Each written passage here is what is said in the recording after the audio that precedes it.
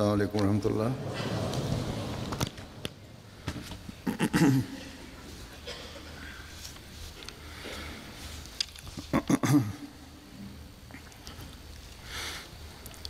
अशहदु अल्ला इलाहा इल्लल्लाह वहदहु ला शरीका लहु वअशहदु अन्ना मुहम्मदन अब्दुहु व रसूलुहु अम्मा बअदु फ़अऊज़ु बिल्लाहि मिनश शैतानिर रजीम बिस्मिल्लाहिर रहमानिर रहीम अल्हम्दुलिल्लाहि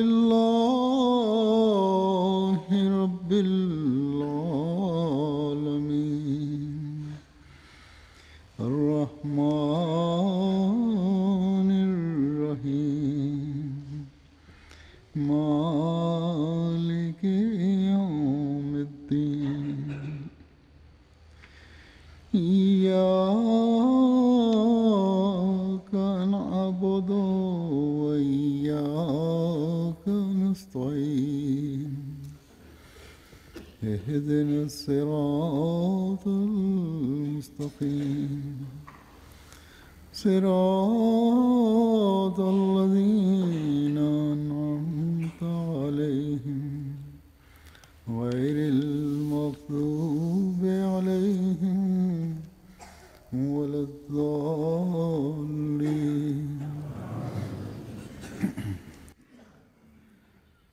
हज़रत मसीह मऊद अलैहिस्सलाम एक जगह फरमाते हैं कि असल और हकीकत ஹஜ்ரத் மஸீஹ் மவ்ஊத் அலைஹிஸ்ஸலாம் ஓரிடத்தில் இவ்வாறு கூறுகின்றார்கள், உண்மையான துஆவை செய்வதற்கும் துஆவின் தேவை இருக்கின்றது. பிறகு ஒரு சந்தர்ப்பத்தில் அன்னார் இவ்வாறு கூறினார்கள், சலாத் மற்றும் தொழுகை ஆகியவற்றிற்கு இடையிலுள்ள வித்தியாசம் என்ன என்று நான் நினைத்து பார்த்தேன். நபிமொழியில் சலாத் துஆவாகும் என வந்துள்ளது. தொழுகை இறைவணக்கத்தின் சத்தாகும். பிறகு கூறுகின்றார்கள், நினைவில் கொள்ளுங்கள், இந்த தொழுகை எப்படிப்பட்டதென்றால் இதனால் உலகமும் சரியாகிவிடும், மார்க்கமும் சரியாகிவிடும். தொழுகை எப்படிப்பட்டதென்றால் அதை நிறைவேற்றுவதன் மூலம் ஒவ்வொரு தீய செயலிலிருந்தும் வெட்கங்கெட்ட செயலிலிருந்தும் அது மனிதனை தடுக்கின்றது. இத்தகைய தொழுகையை தொழுவது ஒருவரது சக்திக்கு உட்பட்டதல்ல. அதாவது தீய செயலிலிருந்தும் வெட்கங்கெட்ட செயலிலிருந்தும் தடுக்கின்ற தொழுகையை தொழுவது ஒருவரது சுய சக்திக்கு உட்பட்ட விஷயமல்ல. இந்த வழிமுறை இறைவனது உதவி இல்லாமல் கிடைக்க முடியாது. அதாவது தீய செயலிலிருந்தும் வெட்கங்கெட்ட செயலிலிருந்தும் ஒருவரை தடுத்து அவரை சரியான வழியில் கொண்டு செல்கின்ற தொழுகையை அல்லாஹ்வின் உதவி இல்லாமல் ஒருவரால் பெற்றுக்கொள்ள முடியாது.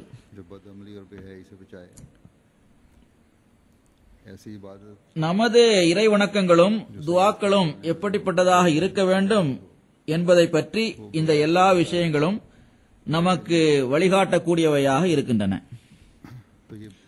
துஆ செய்வதற்கு நாம் என்ன வழிமுறையை கடைபிடிக்க வேண்டும், இப்படிப்பட்ட இறை வணக்கங்கள் துஆக்கள் மூலமாக எத்தகு விளைவுகள் வெளிப்பட வேண்டும், இந்த இறை வணக்கங்கள் துஆக்கள் தொழுகைகள் ஆகியவை எவ்வாறு இறைவனிடத்தில் ஏற்றுக்கொள்ளப்படுகின்ற தகுதியை பெற முடியும், இந்த எல்லா விஷயங்களும் நமக்கு புரிந்துவிட்டால், மனிதன் இது பற்றிய ஞானத்தை பெற்றுவிட்டால், இறை வணக்கம்தான் மனித படைப்பின் நோக்கமாக இருக்கின்றது என்பதையும், இந்த நோக்கத்தை அடைவதன் மூலமாகத்தான் அவனது உலகமும் மறுமையும் சரியாகும் என்பதையும் அவன் புரிந்து கொள்வான். பிறகு மற்ற எல்லா விஷயங்களையும் பொருள்களையும் விட்டுவிட்டு மனிதன் இந்த உயர்வான நோக்கத்தை அடைய முயற்சி செய்ய வேண்டும். ஆனால் ஹஜ்ரத் மஸீஹ் மவ்ஊத் அலைஹிஸ்ஸலாம் அவர்கள் கூறியிருப்பது போல துஆ செய்வதற்கும் துஆ தேவைப்படுகின்றது. படைப்பின் நோக்கத்தை இறைவனது உதவியும் ஆதரவும் இல்லாமல் நாம் அடையவே முடியாது. நமது முயற்சிகளால் மட்டும் நாம் நமது படைப்பின் நோக்கத்தை அடைய முடியாது. அல்லாஹ் தனது அடியார்கள் மீது எல்லையற்ற கருணை காட்டுபவனாக இருக்கின்றான். அவன் திருக்குரானின் முதலாவது சூறாவிலேயே ஈயாக்க நஅபுது வ ஈயாக்க நஸ்தஈன் என்ற துஆவை நமக்கு தந்துள்ளான். கடமையான தொழுகைகளிலும் சுன்னத்தான தொழுகைகளிலும் நஃபில் தொழுகைகளிலும் ஒவ்வொரு ரக்காத்திலும் இந்த துஆவை செய்வதை அவசியமானதாக ஆக்கியுள்ளான்.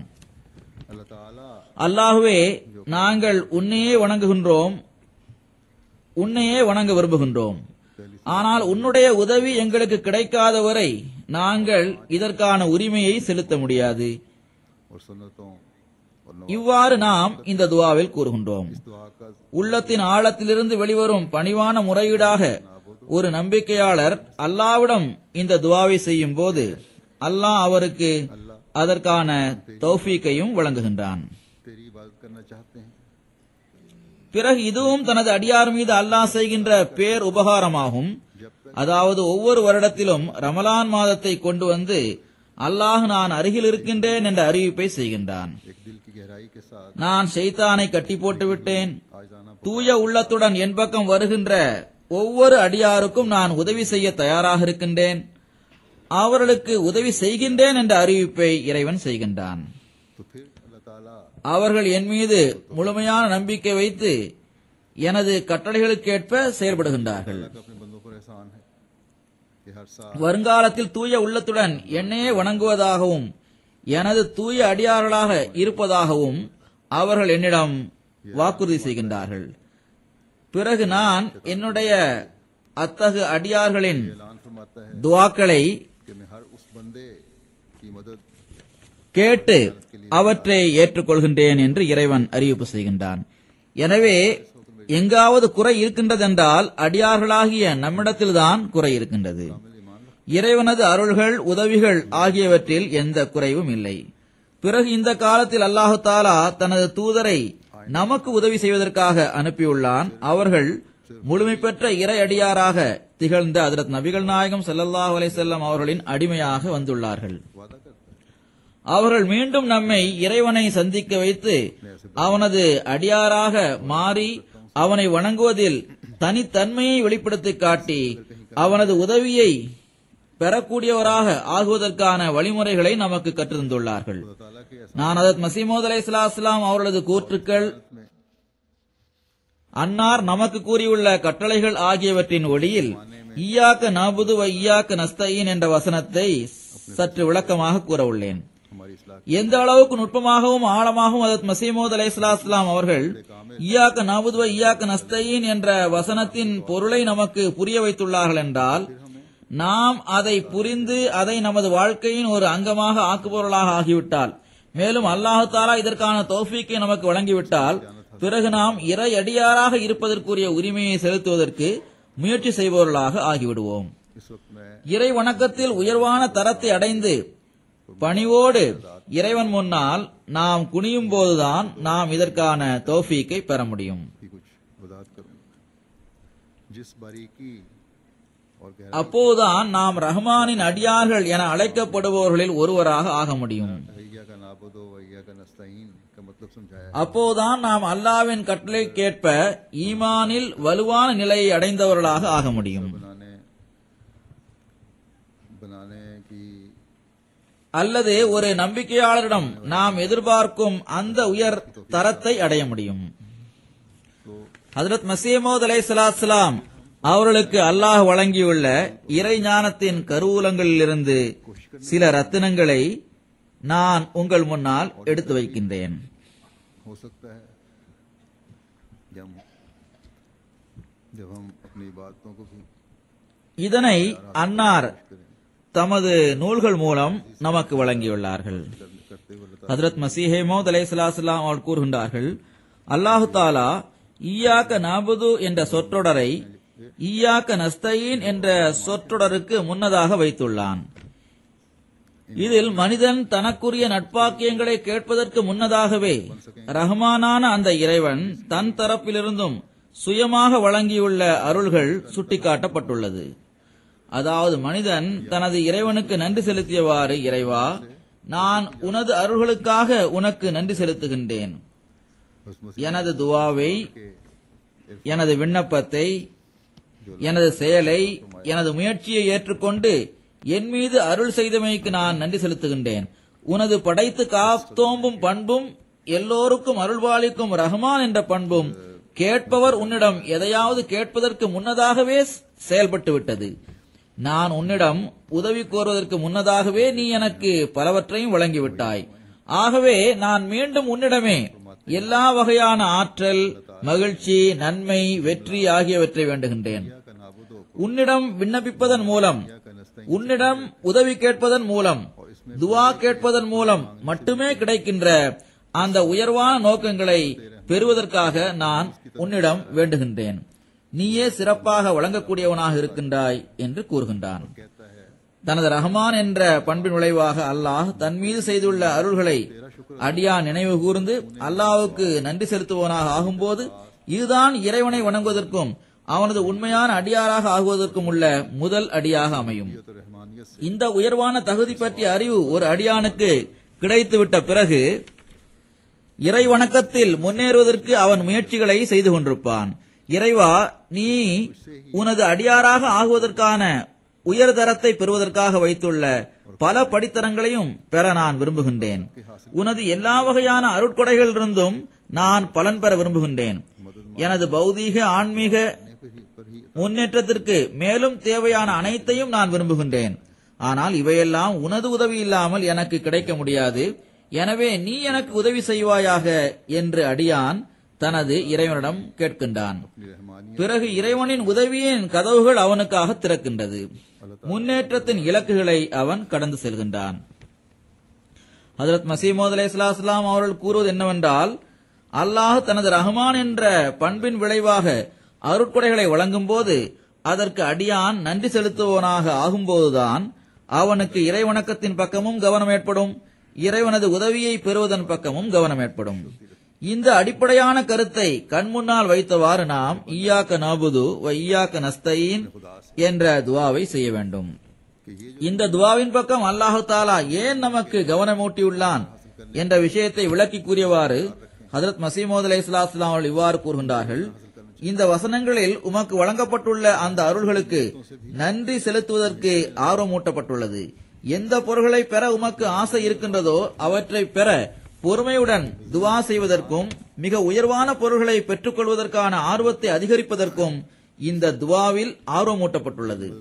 அதன் மூலமாக நீங்களும் நிரந்தரமாக நன்றி செலுத்துபவர்கள், நிரந்தரமாக பொறுமையை கடைபிடிப்பவர்கள் ஆகியோருடன் இணைந்து விட வேண்டும். பிறகு அடியான் தன்னிடம் தைரியமும் ஆற்றலும் இருக்கின்றது என்று கருதுவதை மறுப்பதன் பக்கம் இந்த வசனம் அவனுக்கு ஆர்வமூட்டுகின்றது. அல்லாஹ்வின் மீது நம்பிக்கை வைத்தவாறு எப்போதும் அவனிடமே கேட்பது, துவா செய்வது, பணிவாக மன்றாடியவாறும் அல்லாஹ்வை புகழ்ந்தவாறும் அல்லாஹ் சுப்ஹானஹு தஆலாவிற்கு முன்பாக தன்னை அவனிடமே ஒப்படைப்பது ஆகியவற்றின் பக்கம் இந்த வசனம் ஆர்வமூட்டுகின்றது. அச்சத்துடனும் நம்பிக்கையுடனும் பால் தருகின்ற தாயின் மடியில் இருக்கும் அந்த பச்சிளம் குழந்தையைப் போல அடியான் தானும் இறைவன் முன்னால் தேவை உடையவனாக இருப்பதை உணர்வதன் பக்கம் இந்த வசனம் ஆர்வமூட்டுகின்றது. இங்கு முதலாவதாக இறைவனுக்கு நன்றி செலுத்துவதன் பக்கம் ஆர்வமூட்டப்பட்டுள்ளது.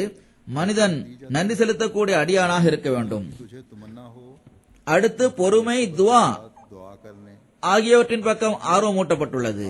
பொறுமையின் காரணமாகவும் தொடர்ச்சியாகவும் நிரந்தரமாகவும் துவா செய்வதில் ஈடுபடுவதன் மூலமாகவும் நிரந்தரமாக நன்றி செலுத்துகின்ற, நிரந்தரமாக பொறுமையை கடைபிடிக்கின்றவர்களுடன் நீங்கள் இணைந்து விடலாம். பிறகு அப்படிப்பட்டவர்களுக்கு அல்லாஹ் தனது அருட்கொடைகளை வழங்குகின்றான். தன்னை ஒன்றுமற்றவனாக கருதுவதன் பக்கமும், எல்லா ஆற்றல்களுக்கும் எஜமானனாகவும் அதிபதியாகவும் அல்லாஹ் ஆவான் என்று கருதுவதன் பக்கமும் இந்த வசனத்தில் ஆர்வமூட்டப்பட்டுள்ளது. ஆக இந்த விஷயங்கள் மனிதனின் மூளையில் இருக்க வேண்டும். இதற்காக அடியான் தன்னை இறைவனிடம் ஒப்படைத்து விட வேண்டும்.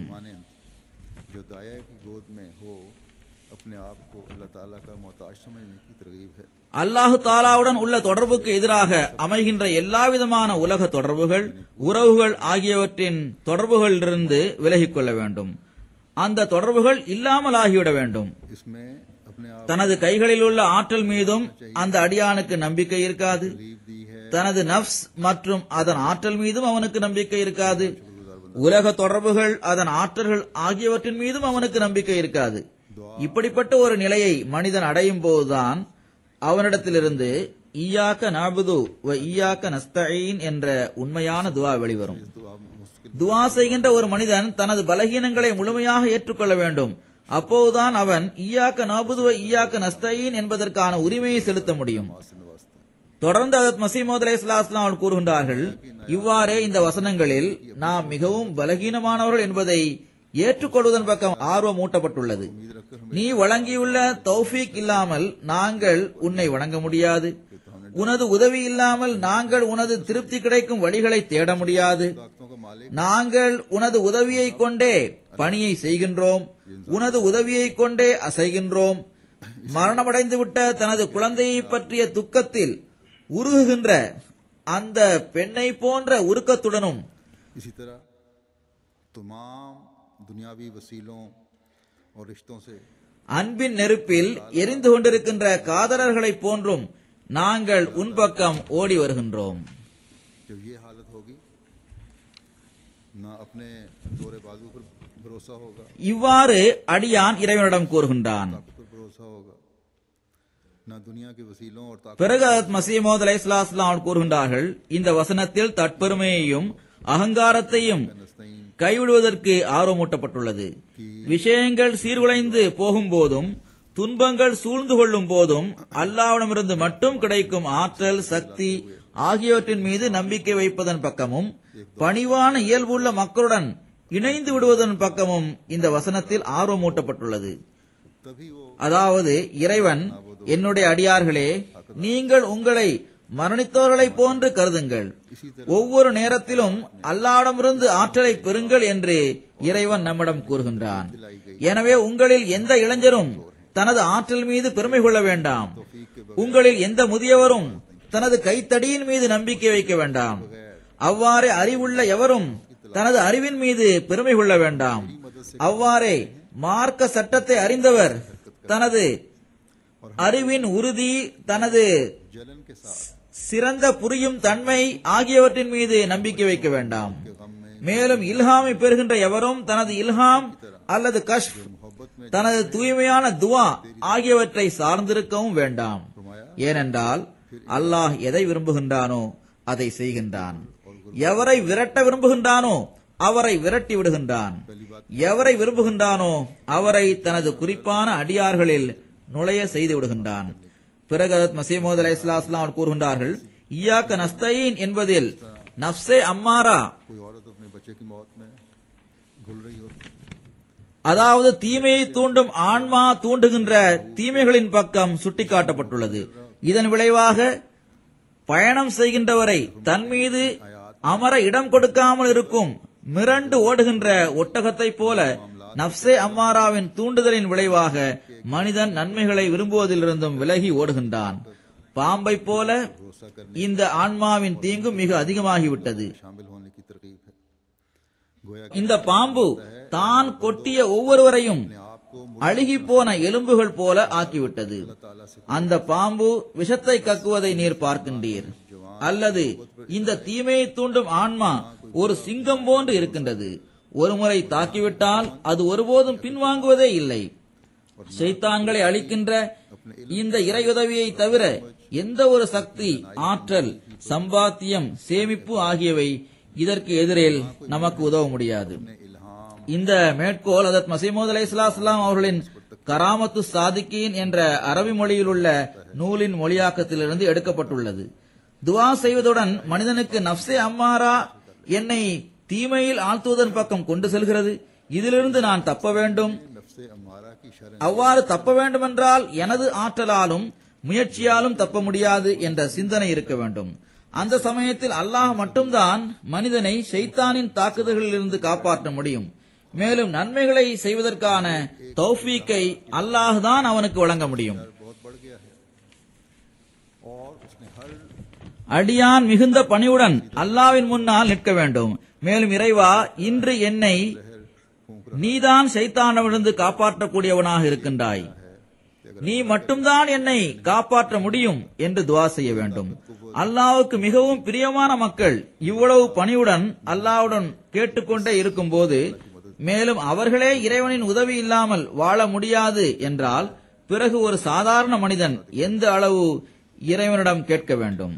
திருக்குரானில் அல்லாஹ் ஹஜ்ரத் யூசுப் அலைஹிஸ்ஸலாம் அவர்களின் உதாரணத்தை கூறியுள்ளான்.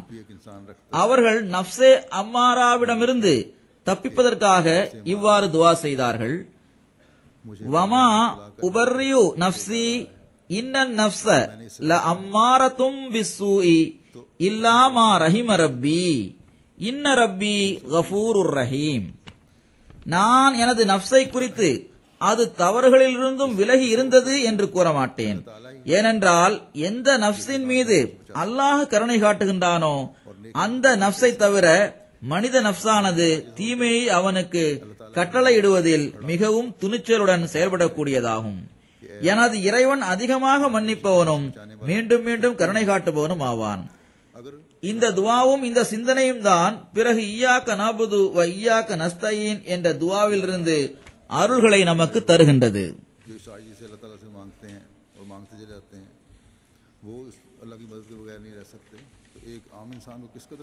அல்லாஹ்வுக்கு மிகவும் நெருக்கமானவர்களாக இருப்பவர்களே இந்த துவாவை செய்யும் போது நாம் எந்த அளவு துவா கேட்க வேண்டும் என்பதை மனிதன் சிந்திக்கும் போதுதான் அவன் இறைவனின் உண்மையான அடியாராக ஆக முடியும். தொடர்ந்து மஸீஹ் மவ்ஊத் அலைஹிஸ்ஸலாம் அவர்கள் இவ்வாறு கூறுகின்றார்கள், நஅபுது என்பதை நஸ்தஈன் என்பதற்கு முன்னதாக வைத்திருப்பதில் இன்னும் பல நுட்பமான கருத்துக்கள் உள்ளன. அவற்றை நாம் திருக்குரானை ராகத்துடன் ஓதுபவர்களாக மட்டுமில்லாமல் மீண்டும் மீண்டும் ஓதப்படுகின்ற சூரா ஃபாத்திஹாவின் ஆழமிக்க கருத்துக்களை அறிவதில் ஆர்வம் உள்ளவர்களுக்காக இங்கு எழுதுகின்றோம். அல்லாஹு தஆலா தன்னுடைய அடியார்களுக்கு அவர்களுக்கு நட்பாக்கியத்தை வழங்குகின்ற ஒரு துவாவை கற்று தந்துள்ளான். பிறகு என்னுடைய அடியார்களே, பணிவுடனும் எனது அடியார் என்ற நிலையிலும் என்னிடம் கேளுங்கள். எங்கள் இறைவா, இய்யாக நஅபுது, நாங்கள் உன்னையே வணங்குகின்றோம். ஆனால் மிகுந்த துன்பத்துடனும் வெட்க உணர்வுடனும் கவலை அளிக்கக்கூடிய எண்ணங்களுடனும் ஷைத்தானிய சலனங்களுடனும் காய்ந்த சிந்தனைகளுடனும் அழிக்கக்கூடிய யூகங்களுடனும் இருளடைந்த எண்ணங்களுடனும் நாங்கள் அழுக்குகள் நிறைந்த தண்ணீரை போன்று இருக்கின்றோம். அல்லது நாங்கள் இரவு நேரங்களில் விறகுகளை தேடி அவற்றை ஒன்று சேர்ப்பவர்களைப் போன்று இருக்கின்றோம். நாங்கள் யூகங்களையே பின்பற்றுகின்றோம். எங்களுக்கு நிச்சய உறுதி கிடைக்கவில்லை. ஆக இய்யாக நஅபுது என்று அடியான் கூறினாலும் இந்த எல்லா விஷயங்களும் அவனிடம் இருப்பதால் அவனுக்கு அதில் நிச்சய உறுதி இல்லை. கவலை அளிக்கக்கூடிய நிலைமையில் அவன் உள்ளான். எனவே அல்லாஹு தஆலா நமது நட்பாக்கியத்தை கருத்தில் கொண்டவாறு இப்படிப்பட்ட துவாவை நமக்கு கற்றுத் தந்துள்ளான். அதன் மூலமாக இறைவனது அடியாருக்குரிய உரிமையை செலுத்தியவாறு துவா செய்வதன் பக்கம் ஆர்வமூட்டப்பட்டிருப்பதுடன் அந்த துவா ஏற்றுக்கொள்ளப்படும் என்ற வாக்குறுதியும் நமக்கு வழங்கப்பட்டிருக்கின்றது. ஏனென்றால் இய்யாக நஅபுது என்பதற்கு பிறகு இய்யாக நஸ்தஈன் என்று கூறப்பட்டிருக்கின்றது. இத்தகு வெட்க உணர்வு உருவாகும் போது மனிதன் தன்னை ஒன்றுமற்றவனாக கருதுகின்றான். அதனால் இய்யாக நஸ்தஈன் என்ற துவாவை செய்கின்றான். அப்போது அல்லாஹு தஆலா அவனுக்கு உதவுவதற்காக வருகின்றான். ஹஜ்ரத் மஸீஹ் மவ்ஊத் அலைஹிஸ்ஸலாம் அவர்கள் கூறுகின்றார்கள், எனவே இதற்கு பிறகு இய்யாக நஸ்தஈன் என்று கூறுங்கள் என்று அல்லாஹு தஆலா கூறுகின்றான். இப்படிப்பட்ட நிலை உருவான பிறகு இய்யாக நஸ்தஈன், நாங்கள் உன்னிடமே உதவி தேடுகின்றோம் என்று கூறுமாறு அல்லாஹ் கூறுகின்றான்.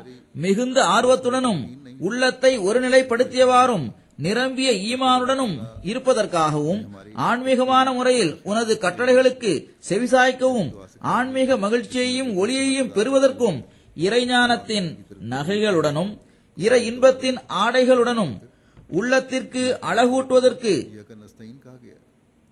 உன்னிடமே நாங்கள் உதவி தேடுகின்றோம். அதன் மூலமாக உனது அருளுடன் நிச்சய உறுதியின் களத்தில் முன்னேறி செல்பவர்களாக நாங்கள் ஆகிவிடுவோம்.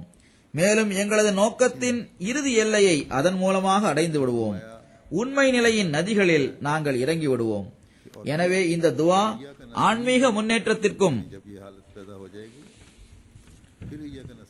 இறைவணக்கத்தில் ஆர்வம் ஏற்படுவதற்கும் அதில் இன்பத்தை பெறுவதற்கும் முழுக்க முழுக்க அல்லாஹ்விற்காகவே ஆகிவிடுவதுடன் அவன் முன்னால் குனிந்தவாறு ஈமானில் முன்னேறுவதற்கும் காரணமாக ஆகிவிடுகின்றது.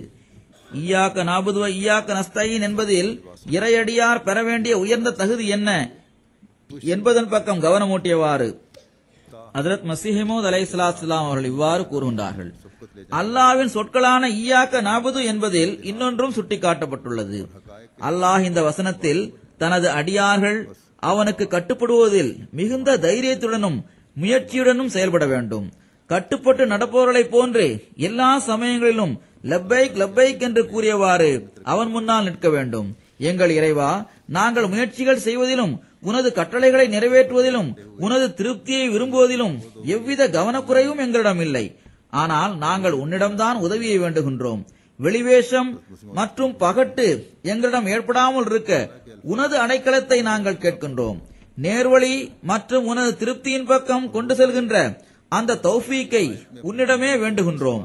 மேலும் நாங்கள் உனக்கு கட்டுப்படுவதிலும் நாங்கள் உறுதியான பாதங்களுடன் நிற்கின்றோம். உனக்கு கட்டுப்பட்டு நடக்கும் அடியார்களில் ஒருவராக எங்களையும் நீ எழுதுவாயாக என்றே அடியான் இங்கு வேண்டுகின்றான். இந்த சிந்தனையும் துஆவும் இருந்தால் இறைவணக்கத்தின் உயர்வான தரத்தை பெறுவதற்கான முயற்சியும் அத்துடன் இருக்கும். ஒரு தொழுகைக்கு பிறகு அடுத்த தொழுகையை நிறைவேற்ற வேண்டும் என்ற கவலையும் இருக்கும். ஒரு மூமின் ஒரு தொழுகைக்கு பிறகு அடுத்த தொழுகையை நிறைவேற்ற வேண்டும் என்ற கவலையில் இருப்பார் என ஹதீஸில் வருகின்றது. ஒரு ஜும்மாவிற்கு பிறகு அடுத்த ஜும்மாவை நிறைவேற்ற வேண்டும் என்ற கவலை அவருக்கு இருக்கும். ஒரு ரமலான் கழிந்த பிறகு அடுத்த ரமலானை பற்றிய கவலை அவருக்கு இருக்கும். அதன் மூலம் இறைவணக்கத்தின் உரிமையை அவர் செலுத்த முடியும். பிறகு உயர்வான நல்லொழுக்கத்தை பெறுவதற்கான முயற்சியும் இருக்கும். இதுதான் இறையடியார் என்ற நிலையில் ஒருவர் பெற வேண்டிய உயர்வான தரத்திற்குரிய முயற்சியாகும்.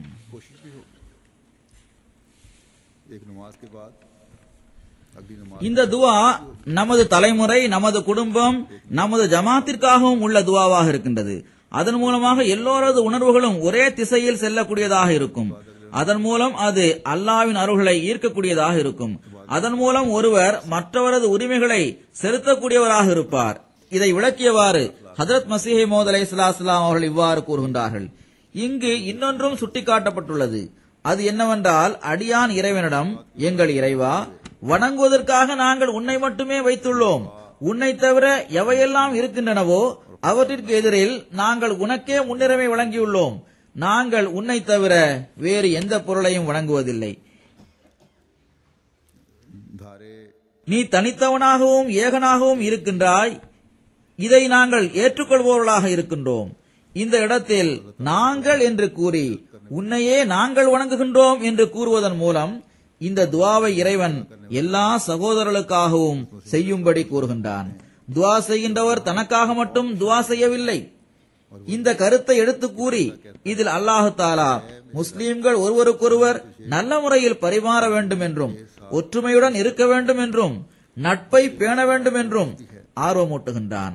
துவா செய்கின்றவர் தனது சகோதரருக்காக நல்லதை நாடியவாறு தனக்காக நல்லதை நாடும் போது அதற்காக தன்னை வருத்திக் கொள்வது போன்று தனது சகோதரரது நலனுக்காகவும் தன்னை துன்பத்தில் ஆழ்த்திக் கொள்ள வேண்டும். இவ்வாறு மனிதன் இந்த துவாவை செய்யும் போது மற்றவர்களது உரிமைகளை செலுத்துவதன் பக்கம் அவனுக்கு கவனம் ஏற்படும். இறைவனது அடியாருக்குரிய உரிமையை நான் செலுத்த வேண்டும் என்றால் என்னுடைய உரிமைகளை பெறுவதற்காக இந்த துவாவை நான் செய்யும் போது, அல்லது எனது ஆன்மீக முன்னேற்றத்திற்காக இந்த துவாவை நான் செய்யும் போது, அத்துடன் எனது சகோதரர்களுக்காகவும் நான் அதையே சிந்திக்கக்கூடியவனாக இருப்பேன். இந்த சிந்தனை உருவாகிவிட்டால் அதன் மூலமாக ஒரு அழகிய சமுதாயம் உருவாகும். பிறரது உரிமைகளையும் பறிப்பது என்ற கேள்விக்கு இடமில்லாமல் போய்விடும். தொடர்ந்து ஹஜ்ரத் மஸீஹ் மவ்ஊத் அலைஹிஸ்ஸலாம் அவர்கள் கூறுகின்றார்கள், தனது தேவையை நிறைவேற்றுவதற்கு எந்த அளவுக்கு நிம்மதியின்மையும் அமைதியின்மையும் அவரிடம் காணப்படுமோ அதே அளவில் தனது சகோதரரின் தேவையை நிறைவு செய்யும் வரை அவரிடம் நிம்மதியின்மையும் அமைதியின்மையும் இருக்கும். மேலும் அவர் தனக்கும் தனது சகோதரருக்கும் இடையில் எந்த வித்தியாசத்தையும் காண மாட்டார்.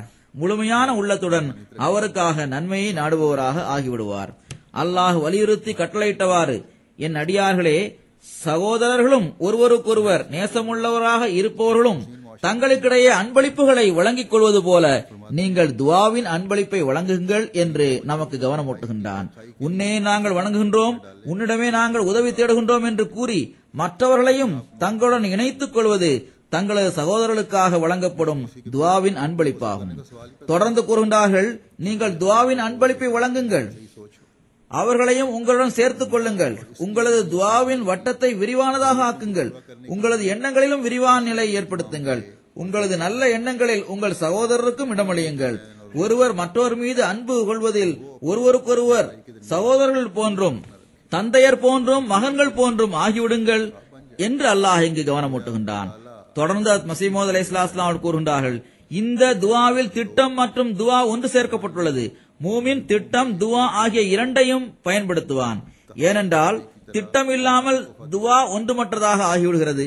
அவ்வாறே துஆ இல்லாமல் திட்டம் மட்டும் இருந்தால் அதுவும் ஒன்றுமற்றதாக ஆகிவிடுகின்றது. திட்டத்தையும் துஆவையும் ஒன்று சேர்த்து விடுவதுதான் இஸ்லாம் ஆகும். இதற்காகவே நான் பாவங்களிலிருந்தும் கவனக்குறைவுகளிலிருந்தும் தப்பிப்பதற்கான திட்டங்களை தீட்டுவதற்குரிய உரிமையை முழுமையாக செலுத்தியவாறு திட்டமிட வேண்டும் என்று கூறுகின்றேன். அவ்வாறே துஆவுக்குரிய உரிமையை முழுமையாக நிறைவேற்றியவாறு துஆ செய்யுங்கள் என்றும் கூறுகின்றேன். இதன் காரணமாகவே திருக்குரானின் முதலாவது சூறாவிலேயே இந்த இரண்டு விஷயங்களையும் கருத்தில் கொண்டவாறு இய்யாக நஅபுது வ இய்யாக நஸ்தஈன் என்று இறைவன் கூறியுள்ளான். இய்யாக நஅபுது என்பதில் அந்த அடிப்படையான திட்டம் பற்றிதான் கூறப்பட்டுள்ளது. மேலும் அதற்கு முதன்மை வழங்கப்பட்டிருக்கின்றது.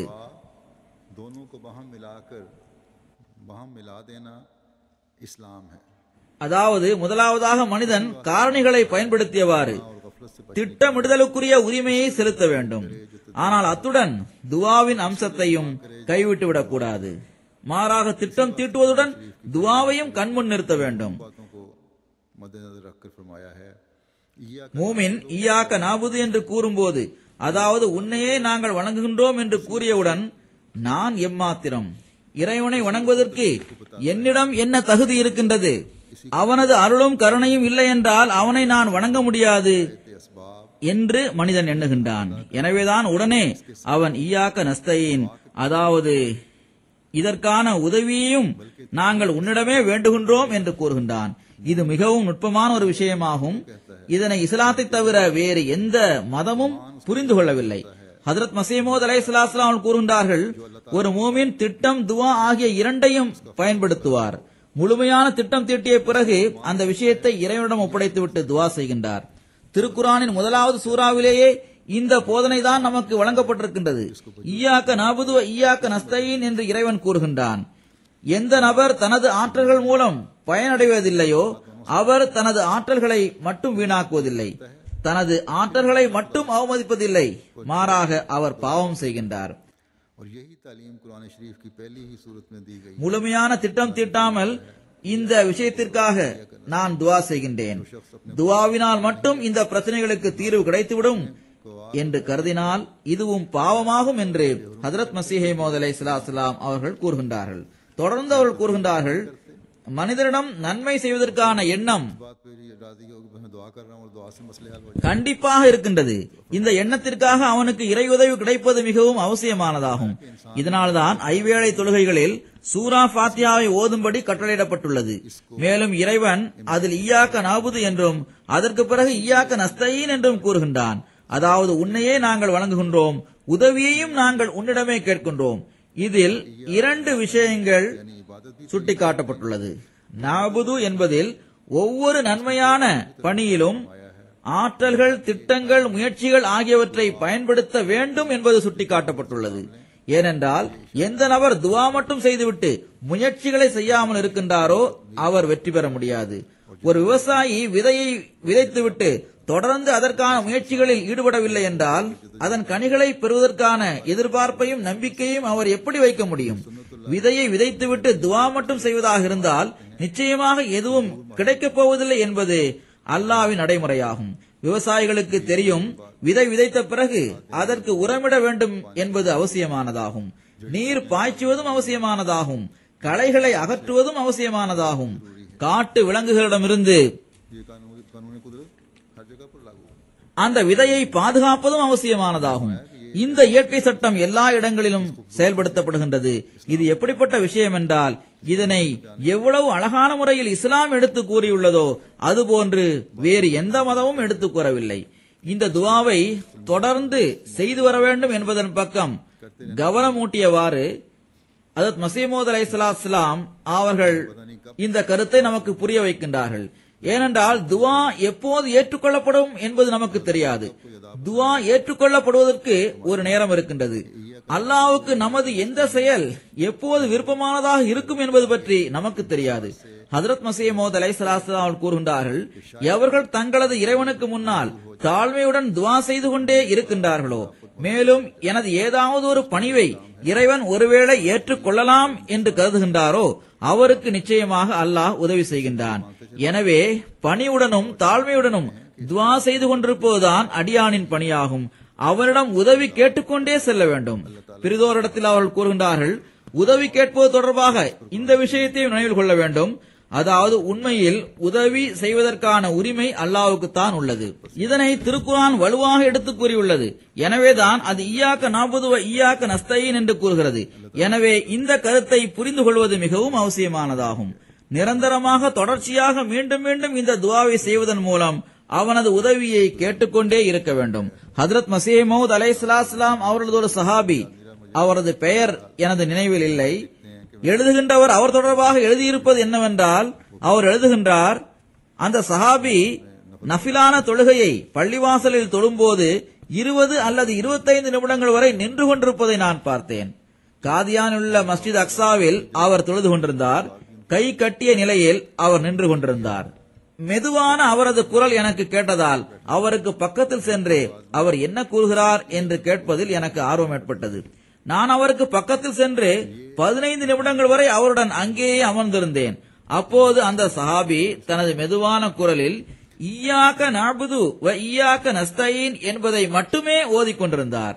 ஹஜ்ரத் மஸீஹ் மவ்ஊத் அலைஹிஸ்ஸலாம் அவர்களது நட்பை பெற்றதன் விளைவாக அந்த மக்களுக்கு கிடைத்த இறைஞானம் இதுதான். இந்த ஞானத்தையும் அறிவையும் பெற்றுக்கொள்ள ஒவ்வொரு மூமினும் முயற்சி செய்ய வேண்டும். இதன் மூலமாகவே இறை அடியாருக்குரிய உரிமையை நாம் செலுத்த முடியும். இறை அடியார் என்ற உரிமையை எப்படி செலுத்த முடியும் என்பதை விளக்கியவாறு ஹஜ்ரத் மஸீஹ் மவ்ஊத் அலைஹிஸ்ஸலாம் அவர்கள் இவ்வாறு கூறுகின்றார்கள், அல்லாஹ்வின் வசனமான இய்யாக நஅபுது வ இய்யாக நஸ்தஈன் என்பதில் எல்லாவிதமான நட்பாக்கியமும் ரப்புல் ஆலமீனாக இருக்கும் இறைவனின் நட்பண்புகளை பின்பற்றுவதன் மூலமே கிடைக்கும். அதாவது அந்த பண்புகளை தான் மேற்கொண்டு நடப்பதன் மூலமாகவே அந்த நட்பாக்கியங்கள் நமக்கு கிடைக்கும். அடியான் மீண்டும் மீண்டும் இந்த துஆவை செய்யும் போது அல்லாஹ்வின் நட்பண்புகளை முழுமையாக புரிந்து கொண்டு அந்த நட்பண்புகளுக்கு ஏற்ப தானும் செயல்படுவதற்கு முயற்சி செய்ய வேண்டிய தேவை இருக்கின்றது. அவ்வாறு இல்லை என்றால் கிளியை போன்று தான் மனனம் செய்த சொற்களை ஒருவர் திரும்ப திரும்ப கூறுவது போல் இது ஆகிவிடும்.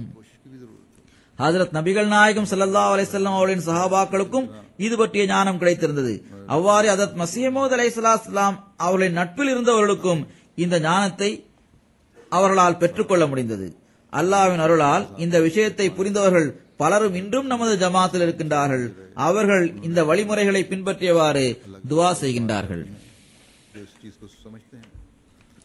ஹஜ்ரத் மஸீஹ் மவ்ஊத் அலைஹிஸ்ஸலாம் கூறுகின்றார்கள், பிறகு இந்த உயர்வான தகுதிகளை பெறுவதற்கு பெரும் தடையாக இருப்பது வெளிவேஷமாகும். அது நன்மைகளை தின்று விடுகின்றது.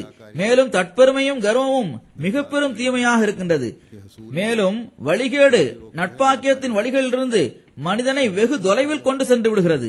எனவே அல்லாஹு தாலா தனது பலகீனமான அடியானின் மீது கருணை காட்டியவாறு அவன் தவறழைத்து விடலாம் என கருதி தனது வழியின் பக்கம் முன்னேறி வருபவர்கள் மீது பரிதாபப்பட்டு இந்த அழிக்கின்ற நோய்கள் தொடர்பாக தனது இந்த துஆவில் சுட்டிக்காட்டியுள்ளான்.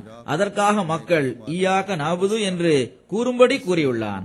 அதன் மூலமாக அவர்கள் வெளிவேஷத்தின் நோயிலிருந்தும் விடுபட்டு ரட்சிப்பை பெற்றுக் கொள்ளலாம். மேலும் இய்யாக நஸ்தஈன் என்று கூறும்படியும் அவன் கட்டளையிட்டுள்ளான். அதன் மூலம் அந்த மனிதன் தற்பெருமை, அகங்காரம் ஆகியவற்றிலிருந்து தப்பித்துக் கொள்ள வேண்டும்.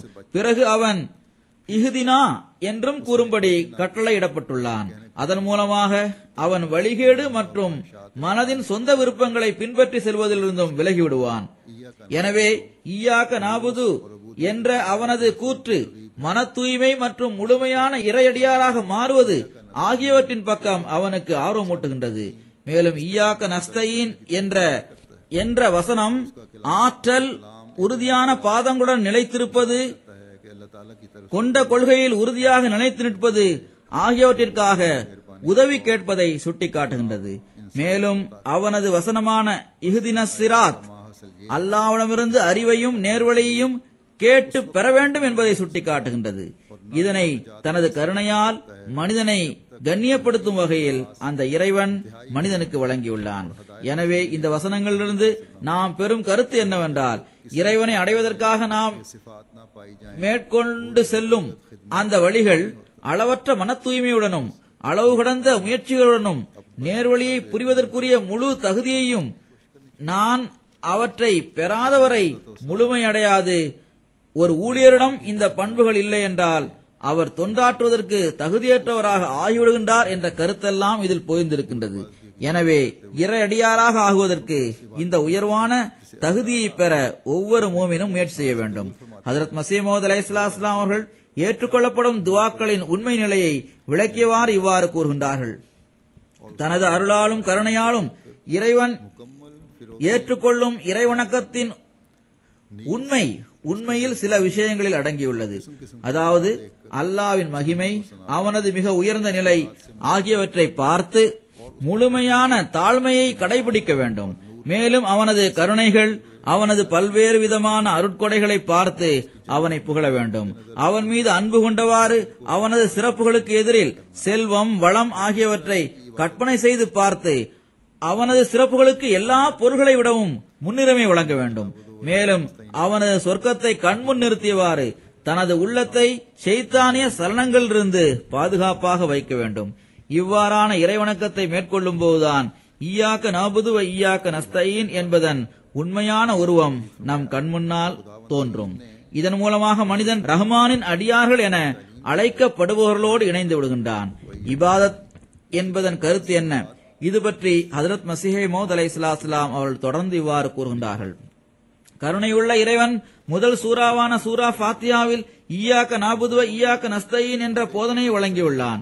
இந்த இடத்தில் இபாதத் என்பதில் இறை வணக்கம், இறை ஞானம் ஆகிய இரண்டும் அடங்கும்.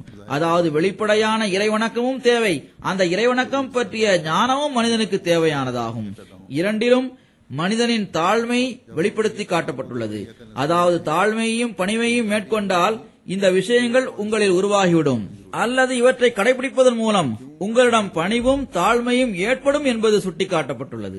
எனவே நாம் ஈயாக்க நஅபுது வ ஈயாக்க நஸ்தஈன் என்று கூறும்போது நமக்கு வெளிப்படையான செயலளவில் உள்ள இறை வணக்கமும் அது பற்றிய ஞானமும் நமக்கு கிடைக்க வேண்டியது அவசியமானதாகும். நாம் ஏன் இந்த துவாவை ஓதுகின்றோம் என்ற ஞானம் இருப்பது அவசியமானதாகும். ஹஜ்ரத் மஸீஹ் மவ்ஊத் அலைஹிஸ்ஸலாம் அவர்கள் கூறியிருப்பது போன்று முழுமையான பணிவை மேற்கொள்வதன் மூலமே இந்த இறைஞானம் நமக்கு கிடைக்கும். பிறகு அவர்கள் கூறுகின்றார்கள், மனிதன் இறைவனை வணங்குவதாக வாதம் செய்கின்றான். ஆனால் இறைவனை வணங்குவது என்பது பல சஜதாக்களை செய்வதிலும், பல ருக்கூக்களை செய்வது அல்லது பலமுறை நிற்பதன் மூலம் நிறைவேறிவிடுமா? அல்லது பலமுறை தஸ்பீஹ் மணிகளை உருட்டுவதன் மூலம் இது நடக்குமா? இதன் மூலம் ஒருவரை நாம் அவர் இறைவனை வணங்கக்கூடியவர் என்று கூறிவிட முடியுமா? இறைவன் மீது உள்ள அன்பு ஒருவரை எந்த அளவு அவன் பக்கம் ஈர்க்க வேண்டும் என்றால் அந்த நபரின் இருப்பே அங்கு இல்லாமல் ஆகிவிட வேண்டும். இதுதான் இறை வணக்கமாகும். முதலாவதாக இறைவனின் இருப்பின் மீது முழுமையான நம்பிக்கை இருக்க வேண்டும். பிறகு இறைவனின் அழகு மற்றும் அவனது அருட்கொடைகளை பற்றி அறிந்திருக்க வேண்டும். தனக்கு கிடைக்கின்ற ஒவ்வொரு அருட்கொடையையும் அல்லாஹ்விடமிருந்து கிடைக்கின்றது என்பதை மனிதன் தெரிந்திருக்க வேண்டும். பிறகு அவனுடன் அன்பின் தொடர்பு எந்த அளவு இருக்க வேண்டும் என்றால் அன்பின் உணர்வுகள் எப்போதும் நெஞ்சங்களில் பாதுகாப்பாக இருக்க வேண்டும். மேலும் இந்த நிலை ஒவ்வொரு நொடியிலும் முகத்திலும் வெளிப்பட வேண்டும். இறைவனது மகிமை உள்ளத்தில் எந்த அளவு இருக்க வேண்டும் என்றால் முழு உலகமும் அவனது இருப்பிற்கு எதிரில் மரணித்தவையாக கருதப்பட வேண்டும். ஒவ்வொரு அச்சமும் அவனுடன் தொடர்புடையதாகவே இருக்க வேண்டும். அவனுக்காக சகித்துக் கொள்ளும் வேதனையில் இன்பம் இருக்க வேண்டும். அவனை தனிமையாக சந்திப்பதில்தான் சுகம் இருக்க வேண்டும். அவனை தவிர உள்ளத்திற்கு வேறு எவர் மூலமும் அமைதி கிடைக்க முடியாது என்ற நிலை இருக்க வேண்டும். இப்படிப்பட்ட நிலை உருவாகிவிட்டால் அதற்குத்தான் இறைவணக்கம் என்று பெயர். ஆனால் இத்தகைய நிலைமை இறைவனின் குறிப்பான உதவி இல்லாமல் எவ்வாறு உருவாக முடியும்? இதனால்தான் இறைவன் ஈயாக்க நஅபுது வ ஈயாக்க நஸ்தஈன் என்ற துஆவை கற்றுத் தந்துள்ளான். அதாவது நாங்கள் உன்னையே வணங்கினாலும் வணங்குவதற்கான உரிமையை நாங்கள் எங்கு நிறைவேற்றியுள்ளோம்? உன்னிடமிருந்து இதற்காக குறிப்பான உதவி கிடைக்காமல் இது சாத்தியமற்றதாகும். தனது உண்மையான வணக்கத்திற்குரியவனாக இறைவனை ஆக்கிக் கொண்டு அவனை வணங்குவதுதான் வலாயத், அதாவது இறை நேசமாகும். இதற்கு மேல் எந்த தகுதியும் கிடையாது. ஆனால் இந்த தகுதி இறைவனின் உதவி இல்லாமல் ஒருவருக்கு கிடைக்க முடியாது. அதை பெற்றுக் கொண்டதற்கான அடையாளம் என்னவென்றால் இறைவனது மகிமை உள்ளத்தில் அமர்ந்து விட வேண்டும், இறைவனது அன்பு உள்ளத்தில் அமர்ந்து விட வேண்டும், உள்ளம் அவன் மீதே நம்பிக்கை வைக்க வேண்டும், அவனையே விரும்ப வேண்டும், ஒவ்வொரு பொருளுக்கும் எதிரில் அவனையே தேர்ந்தெடுக்க வேண்டும். தனது வாழ்வின் நோக்கமே அவனை நினைவு கூறுவதுதான் என்று இருக்க வேண்டும். பிறகு இபாதத்தை பெறுவதற்கான வழிமுறைகளில் சுருக்கத்தை அவர்கள் இவ்வாறு கூறுகின்றார்கள். இபாதத்தை பெற்றுக் கொள்வதற்கான சுருக்கமான கருத்து உண்மையில் இதுவேயாகும். அதாவது மனிதன் இறைவனை பார்ப்பது போல் அவன் முன்னால் நிற்க வேண்டும், அல்லது இறைவன் அவனை பார்த்துக் கொண்டிருக்கின்றான் என்ற நிலை உருவாக வேண்டும். எல்லா விதமான கலப்படத்திலிருந்தும் ஷிர்க்கிலிருந்தும் தூய்மை அடைய வேண்டும். அவனது மகிமை மற்றும் அவனது காத்தோம்பும் பண்பு ஆகியவற்றையே கருத்தில் கொள்ள வேண்டும். சுன்னத்தான துவாக்களையும் ஏனைய துவாக்களையும் இறைவனிடம் அதிகமாக கேட்க வேண்டும். மிகவும் அதிகமாக தௌபா மற்றும் இஸ்திக்பார் செய்ய வேண்டும். மீண்டும் மீண்டும் தனது பலகீனங்களை வெளிப்படுத்தி கூற வேண்டும். அதன் மூலம் நப்சு தூய்மை அடைந்துவிடும், இறைவனுடன் உறுதியான தொடர்பு ஏற்பட்டுவிடும். மேலும் அவன் மீதுள்ள அன்பில் தன்னை மாய்த்துக் கொள்ள வேண்டும். இதுவே முழு தொழுகையின் சுருக்கமாகும். இவை அனைத்தும் சூரா ஃபாத்தியாவிலேயே வந்துவிட்டது. பாருங்கள், ஈயாக்க நஅபுது வ ஈயாக்க நஸ்தஈன் என்பதில் நமது பலகீனங்கள் வெளிப்படுத்தி காட்டப்பட்டுள்ளது. உதவிக்காக இறைவனிடமே விண்ணப்பிக்கப்பட்டுள்ளது, இறைவனிடமிருந்து உதவி கோரப்பட்டுள்ளது. இதற்கு பிறகு நபிமார்கள், ரசூல்மார்கள் ஆகியோர்களின் பாதையில் நடப்பதற்காக துவா கேட்கப்பட்டுள்ளது. நபிமார்கள் மூலமும் ரசூல்மார்கள் மூலமும் இந்த உலகில் வெளிப்பட்டுள்ள அருட்கொடைகள் தமக்கு கிடைப்பதற்காக விண்ணப்பம் செய்யப்பட்டுள்ளது. அவை அவர்களை பின்பற்றுவதன் மூலம் அவர்களது வழிமுறைகளை மேற்கொள்வதன் மூலமாகவும் இது கிடைக்க முடியும். பிறகு இறைவனிடம் உனது ரசூல்மார்களையும் நபிமார்களையும் மறுத்து இருமாப்புடனும் தீங்கு விளைவிக்கும் நோக்கத்துடனும் செயல்பட்டதனால் இந்த உலகிலேயே எவர் மீது இறை கோபம் இறங்கியதோ, அல்லது எவர்கள் உலகத்தையே தங்களது நோக்கமாக கொண்டு நேர்வழியை கைவிட்டு விட்டார்களோ, அத்தகையவர்களது பாதையில் செல்வதிலிருந்தும் எங்களை பாதுகாப்பாயாக என்று நாம் துவா செய்யுமாறு கூறப்பட்டிருக்கின்றது. பாவங்கள் மீது வெறுப்படைவது ஒரு மிக பெரும் அருளாகும். இது எப்படி கிடைக்கும்? இது தொடர்பாக ஹஜ்ரத் மஸீஹ் மவ்ஊத் அலைஹிஸ்ஸலாம் அவர்கள் இவ்வாறு கூறுகின்றார்கள். பாவங்கள் மீது வெறுப்பு ஏற்படுவதை விட மனிதனுக்கு வேறு எந்த பெரிய அருளும் இருக்க முடியாது. இறைவன் தாமாகவே அவரை பாவங்களிலிருந்தும் காப்பாற்ற வேண்டும். ஆனால் இந்த விஷயம் திட்டங்கள் மூலமாக மட்டும் அல்லது துவாக்கள் மூலமாக மட்டும் கிடைக்காது. மாறாக இரண்டையும் சேர்த்து செய்வதன் மூலமே அது கிடைக்கும். இதை பற்றி இறைவன் நமக்கு ஈயாக்க நஅபுது வ ஈயாக்க நஸ்தஈன் என்ற போதனையை வழங்கியுள்ளான். இதன் பொருள் என்னவென்றால், எந்த ஆற்றல்களை இறைவன் மனிதனுக்கு வழங்கியிருக்கின்றானோ அவற்றை முழுமையாக பயன்படுத்தி பிறகு அதன் முடிவை இறைவனிடம் ஒப்படைத்துவிட வேண்டும். அடியான் இறைவனிடம், இறைவா, நீ எனக்கு வழங்கியுள்ள தௌஃபீக்கிற்கேற்ப நான் பணி செய்து விட்டேன். இதுதான் ஈயாக்க நஅபுது என்பதின் பொருளாகும். பிறகு ஈயாக்க நஸ்தஈன் என்று கூறி இறைவனிடம் அவர் உதவி கேட்கின்றார். மற்ற படித்தரங்களை கடந்து செல்வதற்கு நான் உன்னிடம் உதவி கேட்கின்றேன். இறைவன் வழங்கியுள்ள ஆற்றல்களை பயன்படுத்தாமல் துவா மூலமாக மட்டும் உதவியை வேண்டுபவர் மிக பெரும் அறிவியலியாக இருக்கின்றார். அவரால் வெற்றியின் முகத்தை எப்படி பார்க்க முடியும்? துவா, முயற்சிகள் ஆகியவற்றால் உதவி கேட்பவரின் துவாக்கள் ஏற்றுக்கொள்ளப்படுகின்றன. பிறகு கூறுகின்றார்கள், முயற்சிகள் செய்வதுடன் துவாக்களையும் செய்பவருக்கு அதற்கு பிறகு ஏதாவது தடுமாற்றம் ஏற்பட்டாலும் இறைவன் அப்படிப்பட்டவரை காப்பாற்றுகின்றான். தவறுகள், பலகீனங்கள், பாவங்கள் ஆகியவற்றிலிருந்து இத்தவரை அல்லாஹ் காப்பாற்றுகின்றான். தன் தரப்பிலிருந்தும் முழுமையாக முயற்சி செய்த பிறகு துவாவும் செய்தால் அப்படிப்பட்டவருக்கு பாவங்கள் மீது வெறுப்பை இறைவன் ஏற்படுத்துவதுடன் அந்த பாவங்களின் தீய விளைவுகளிலிருந்தும் அவர்களை பாதுகாக்கவும் செய்கின்றான். பிறகு இறைவனின் பண்புகளாகிய அல் ஹய்யு அல் கய்யூம் ஆகியவற்றை ஈயாக்க நஅபுது வ ஈயாக்க நஸ்தஈன் என்ற வசனத்துடன் இணைத்தவாறு ஹஜ்ரத் மஸீஹ் மவ்ஊத் அலைஹிஸ்ஸலாம் அவர்கள் இவ்வாறு கூறுகின்றார்கள். திருக்குர்ஆனில் அல்லாஹு தஆலா தனது 2 பெயர்களை எடுத்து கூறியிருப்பதை நாம் தெரிந்து வைத்திருக்க வேண்டும். அவை அல் ஹய்யு மற்றும் அல் கய்யூம் ஆகும். அல் ஹய்யு என்பதன் பொருள் இறைவன் உயிரோடு இருக்கின்றான், மற்றவர்களுக்கு அவன் உயிரை வழங்கக்கூடியவனாக இருக்கின்றான். அல் கய்யூம் என்றால் தானே நிலைத்திருப்பதுடன் பிறர் நிலைத்திருப்பதற்கான அடிப்படை காரணமாக திகழ்பவன் என்பதாகும். ஒவ்வொரு பொருளின் வெளிப்படையான மற்றும் அந்தரங்கமான நிலைநிற்றலும் அதன் வாழ்க்கையும் இந்த இரண்டு பண்புகள் மூலமே நடக்கின்றது. எனவே அல்ஹை என்ற சொல் அவனை வணங்குவதை வேண்டுகிறது. அதன் தோற்றம் சூரா ஃபாத்தியாவில் ஈயாக நஅபுது என்ற சொற்களில் அடங்கியுள்ளது. அல் கய்யூம் என்பது அவனிடம் பாதுகாப்பை வேண்டுகின்றது. இது ஈயாக நஸ்தஈன் என்ற சொற்களால் வெளிப்படுத்தப்பட்டுள்ளது. எனவே உலக பிரச்சனைகள் உலக ரீதியான முன்னேற்றங்களானாலும் சரி, அல்லது ஆன்மீக பிரச்சனைகள் அல்லது ஆன்மீக ரீதியான முன்னேற்றங்களானாலும் சரி, அல்லாவின் உண்மையான அடியாராக ஆகுவதன் மூலமாகத்தான் மனிதன் இவற்றிற்கான தீர்வை காண முடியும்.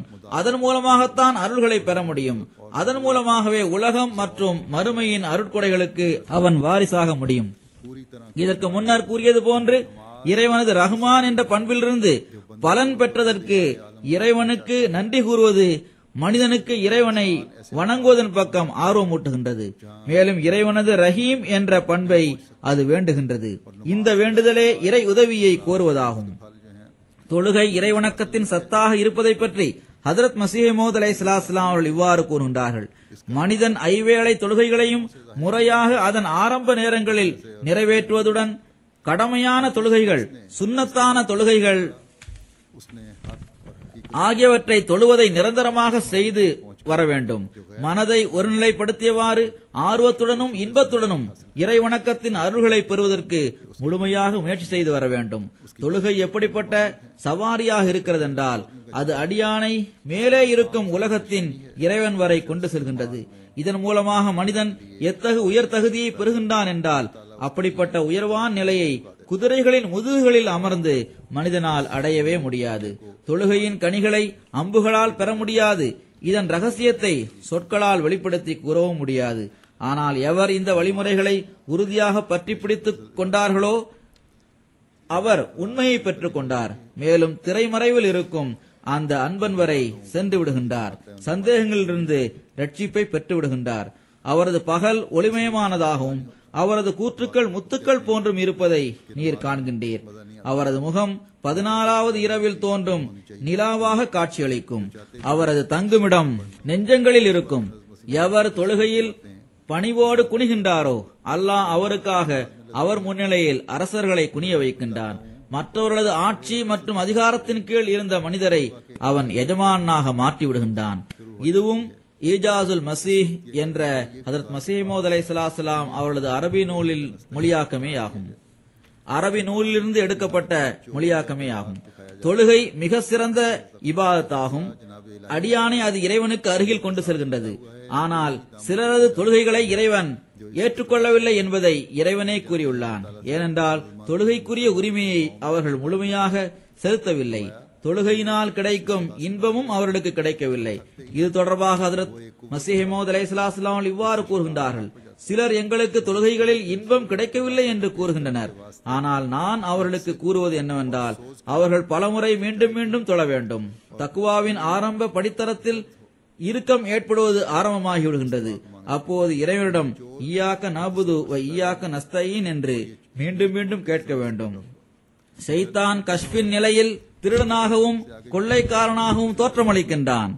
அவனை பற்றிய முறையீட்டை இறைவனிடம் செய்ய வேண்டும். இந்த கொள்ளைக்காரன் வழியில் நிற்கின்றான். எனவே உனது கைகளின் ஆதரவை நான் வேண்டுகின்றேன் என்று கூறியவாறு யார் அல்லாஹ்விடம் முறையீடு செய்து அவனது உதவியை கோரியவாறு ஷைத்தானுக்கு எதிராக அவனிடம் துஆ கேட்பதில் மூழ்கிவிடுகின்றாரோ, பிறகு அதில் சோர்வடையாமல் இருக்கின்றாரோ அவர் ஆற்றலையும் சக்தியையும் பெறுவார். அதன் மூலமாக ஷைத்தான் அழிந்து விடுகின்றான். ஆனால் இந்த ஆற்றலை பெறுவதற்கும் தனது முறையீட்டை இறைவனிடம் எடுத்து வைப்பதற்கும் ஒரு உருக்கமும் உண்மையும் தேவை. அது இந்த திருடனை கற்பனை செய்து பார்ப்பதன் மூலம் பிறக்கின்றது.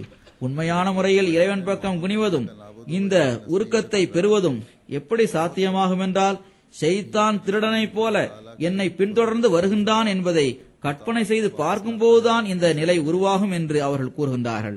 அந்த ஷைத்தான் நம்மை நிர்வாணமாக ஆக்குவதற்கு முயற்சிகளை செய்கின்றான். ஆதமிற்கு ஏற்பட்டது போன்ற சோதனையை அவன் கொண்டு வர விரும்புகின்றான். இந்த கற்பனையின் விளைவாக ஆன்மா கதறியவாறு ஈயாக்க நஅபுது வ ஈயாக்க நஸ்தஈன் என்று குரல் எழுப்பும். ஹஜ்ரத் மஸீஹ் மவ்ஊத் அலைஹிஸ்ஸலாம் அவர்கள் கூறுகின்றார்கள், தொழுகைகளில் ஈயாக்க நஅபுது வ ஈயாக்க நஸ்தஈன் என்பதை அதிகமாக மீண்டும் மீண்டும் ஓத வேண்டும். ஈயாக்க நஸ்தஈன் இறைவனது அருளையும் தொலைந்து போன பொருள்களையும் மீண்டும் கொண்டு வந்து சேர்க்கின்றது. அல்லாஹு தாலா நம்மை ஹஜ்ரத் மஸீஹ் மவ்ஊத் அலைஹிஸ்ஸலாம் அவர்களின் இந்த கூற்றுக்களை நமது வாழ்வின் ஒரு அங்கமாக ஆக்குவதற்கான தௌஃபீக்கை வழங்குவானாக. இறைவனது உதவியை ஒவ்வொரு நொடியிலும் பெறக்கூடிய நல்லடியார்களில் நம்மை இணைப்பானாக. அல்லாஹ் நம்மை அவனது அடைக்கலத்தின் கீழ் வைப்பானாக. இந்த ரமலானிலிருந்து நாம் முழுமையாக பயனடைபவர்களாக இருப்போமாக. எஞ்சியிருக்கின்ற இந்த நாட்களில் குறிப்பாக அதிகமாக துஆவின் பக்கம் கவனம் செலுத்துங்கள்.